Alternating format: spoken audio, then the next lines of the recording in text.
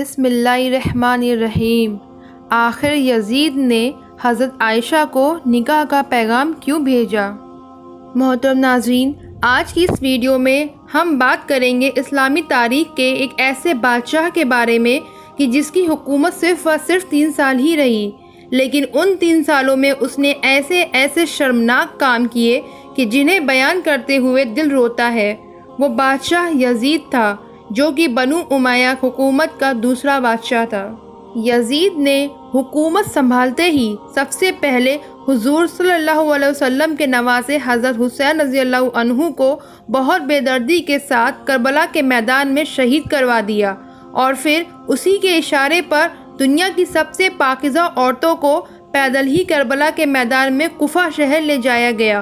پھر انہی اہل بیت کی عورتوں کو رسوا کرنے کے لیے یزید نے انہیں دمشق کے بازاروں سے بے پردہ کر کے پھرایا۔ دوستو، یزید کے نامۂ اعمال میں صرف کربلا کا گناہ ہی نہیں لکھا ہے، بلکہ اس نے اپنی حکومت کے دوسرے سال ہی مدینہ پر حملہ کرا کے بڑے بڑے صحابہ اکرام کو شہید کروایا۔ اسی کے حکموں پر مدینہ کی پاکیزہ عورتوں کو بے پردہ کر کے ان کے ساتھ غلط کام کیا گیا، اور مدینہ کی گلیاں کہ جہاں کبھی حضور صلی اللہ علیہ وسلم کے مبارک قدم پڑا کرتے تھے تو وہاں صحابہ اکرام کے خون سے بھر گئی۔ اس کا واقعہ کچھ اس طرح ہوا کہ کربلا میں تو یزید نے ظلم و ستم کی انتہا قائم کر دی تھی، اور پھر حضرت حسین کا سر کاٹ کر اس کی بہت ہی بے حرمتی کی۔ آخر میں وہ کٹا سر بہن زینب کے ہاتھ میں دیتے ہوئے انہیں مدینہ رخصت کر دیا گیا۔ مدینہ پہنچ کر حضرت زینب نے سبھی مدینہ والوں کو کربلا کی وہ درد بھری داستان سنائی اور بتایا کہ کیسے یزید فوج نے ان کے گھر والوں کو شہید کر دیا اور چھوٹے چھوٹے بچوں کی گردن کاٹ کر انہیں نیزوں پر لٹکا دیا۔ تو حضرت زینب کی زبان سے ایسی درد بھری داستان سن کر سارے مدینہ والے یزید کے دشمن بن گئے، اور سب نے معاف اعلان کر دیا کہ ہم یزید کو اپنا خلیفہ ماننے سے انکار کرتے ہیں۔ مدینہ میں ایسے حالات دیکھ کر وہاں کے گورنر نے یزید کو خط لکھ کر باخبر کیا۔ یزید نے مدینہ والوں پر اپنا غصہ نکالنے کے لیے عراقی فوج کا ایک 12,000 کا لشکر تیار کیا، اور پھر انہیں یہ حکم دے کر بھیجا کہ تم 3 دنوں تک بالکل آزاد ہو، جاؤ اور جا کر مدینہ پر حملہ بولو، اور تم جیسا بھی وہاں خون خرابہ کرنا چاہو کر سکتے ہو، میری طرف سے تمہاری کوئی پوچھ نہ ہوگی۔ اب یہ 12,000 کا ظالم لشکر جب مدینہ پہنچا تو اس نے خون کا ایسا بازار گرم کیا کہ بڑے بڑے صحابہ اکرام بھی اس کی لپٹ میں آ گئے۔ ان ظالموں نے ان صحابہ اکرام کو ایسی بے دردی کے ساتھ قتل کیا کہ ان کا پاکیزہ خون مدینہ کی گلیوں میں بہنے لگا۔ لکھنے والوں نے لکھا ہے کہ یہ ظالم فوج گھروں میں گھس کر لوگوں کا سارا مال لوٹ لیتے تھے۔ ایک مصنف نے لکھا ہے کہ واقعہ حرہ کے دن یزیدی لشکر کا ایک فوجی کسی بڑے صحابی کے گھر میں گھسا اور عورتوں سے کہنے لگا کہ گھر میں جتنا بھی سامان ہو میرے حوالے کر دو۔ تو ان عورتوں نے جواب دیا کہ تم سے پہلے کچھ فوجی آ کر گھر کا سارا سامان لوٹ کر لے جا چکے ہیں۔ تو اس فوجی نے سامنے کھڑی ایک عورت کی گود سے اس کا دودھ پیتا بچہ چھینا، اور پھر اسے دیوار پر اتنے زور سے دے مارا کہ اس بچے کا سر پھٹا اور اس کی موت ہو گئی۔ دوستو، آپ انہی واقعات سے اندازہ لگا سکتے ہیں کہ آخر یزیدی فوج نے مدینہ میں کیسا قہر ڈھایا تھا۔ یہی وہ جنگ تھی کہ جس میں حضرت عبد الرحمن بن عوف جیسے بڑے بڑے صحابہ اکرام شہید ہوئے تھے۔ اس واقعے کو واقعہ حرہ کہا جاتا ہے۔ 3 دن تک یزیدی فوج نے مدینے میں ایسا خون خرابہ کیا کہ بعد میں آنے والے کسی کافر بادشاہ کی بھی تاریخ میں ایسا ظلم دیکھنے کو نہ ملا۔ تاریخ کی کتابیں اس واقعے سے بھری پڑی ہیں۔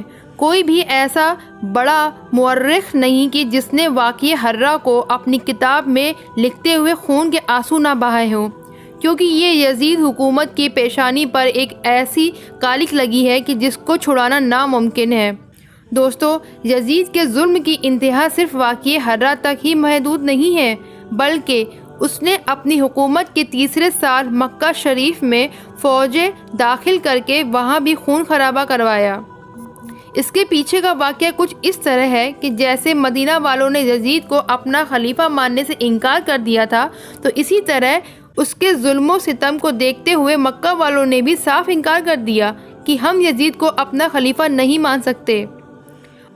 اور پھر حضرت عبداللہ بن زبیر رضی اللہ عنہ کی قیادت میں مکہ والوں نے الگ ایک اپنی حکومت بنا لی۔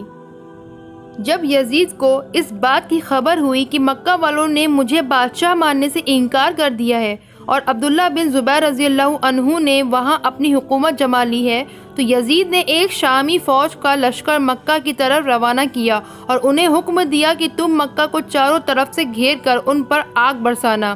یزید نے حکم کے مطابق اس شامی لشکر نے آتے ہی مکہ کو چاروں طرف سے گھیر لیا اور پھر کعبہ شریف کے اوپر آگ کے ایسے گولے برسائے کہ جن کی وجہ سے مسلمانوں کا مقدس قبلہ کعبہ شریف کا غلاف جلا، اس کی چھت میں لگی لکڑیاں جل گئی اور کعبہ شریف کی دیواریں آگ کے شعلوں کی وجہ سے کمزور پڑ گئی۔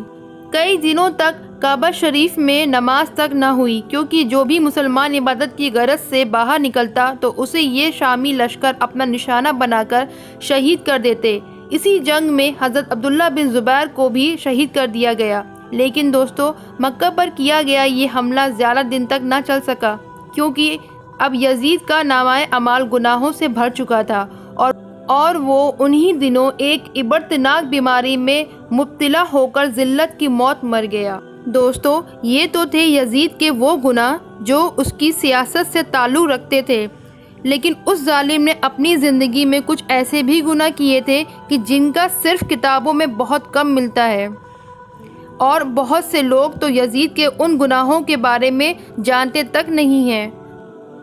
دوستو، 12ویں صدی میں پیدا ہونے والے ہندوستان کے ایک بہت بڑے عالم و محدث شاہ عبدالحق محدث دہاولی نے اپنی کتاب مدارج النبوہ میں اس واقعے کا ذکر کیا ہے۔ وہ کچھ اس طرح ہے کہ یزید نے اپنی دولت و حکومت کے نشے میں چور ہو کر حضرت عائشہ رضی اللہ عنہا کو نکاح کا پیغام بھیجا کہ جسے سن کر بڑے بڑے صحابہ اکرام کی روح کانپ گئی۔ یزید نے جس وقت حضرت عائشہ رضی اللہ عنہا کو نکاح کا پیغام بھیجا تھا تو اس وقت اماں عائشہ کی عمر 60 سال ہو چکی تھی۔